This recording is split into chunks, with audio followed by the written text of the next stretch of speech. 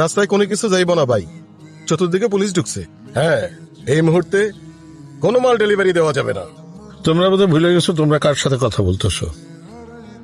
বেশি লাফায়েন না, নইলে আপনার রাজত্ব বেশি দিন থাকবে না। আর একটা কথা স্ট্রেট কাট বলে রাখছি, বাবার সামনে সেকেন্ড টাইম আর কারো আঙুল উঠবে না।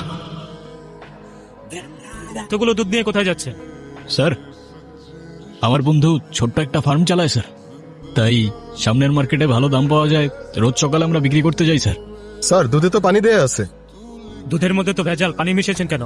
স্যার আর হবে না, ভুল হয়ে গেছে স্যার। ভবিষ্যতে এই ধরনের কাজ আর করবেন না, এখন আপনারা যান। এবারের মতো ক্ষমা করলাম। ঠিক আছে স্যার, থ্যাংক ইউ স্যার। তোমরা শুধু বিশ্বাস রাখবা আর বিশ্বস্ত থাকবা, বাকিটা আমরা সামলাই নিব। এখন যতটুকু লাগে নাও, নিয়ে কাইটা পারো। ওকে ভাই। তুই দুধে পানি কেন মিশিয়েছিলি?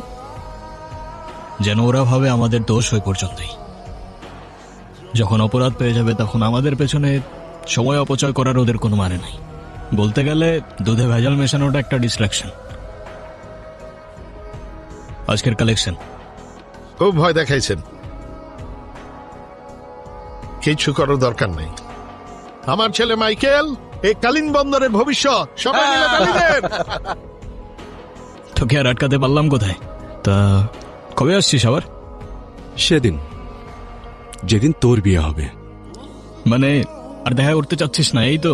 সরাসরি বলে দিলেই তো পারিস। আমি এসে নিয়ে যাব। ঠিক আছে। তুই এখনো কি কিছু বলিস নাই না?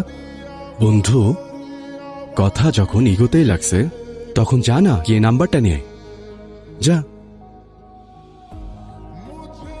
স্যার, তালহা, এনি আপডেট? স্যার আমরা চেষ্টা চালিয়ে যাচ্ছি স্যার। তালহা, উপর থেকে অনেক প্রেশার আছে, তোমাকে এই ফাইলটা ক্লোজ করতে হবে। কেমন আছো? আমি কেমন আছি সেটা জেনে আপনি কি করবেন? আপনি আমার পিছু নেন। আমি আপনাকে কয়েকদিনই দেখেছি। আরে না না, আমি পিছু কেন করতে যাব? আরে সব দোষ ওদের। কেন? আরে ওরা বলে তুমি নাকি আমার সাথে কথাই বলবা না। আচ্ছা এক কাজ করি, আমরা দুজন মিলে ওদের বোকা বানাই। মানে? মানে কিছু না। আচ্ছা, তোমার আমাকে বিশ্বাস না হলে তুমি এক কাজ করো, তুমি না হয় তোমার নাম্বার দিও না, কিছু একটা লিখে রং নাম্বার দিয়ে দাও, তাহলেই তো হলো। কি বলো? ও তো দেখতেছি নাম্বার দিতেছে।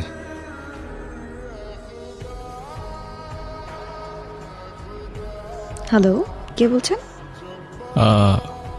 আমি আমি কে? তারপর সেই নম্বরে আমি কল দিলাম।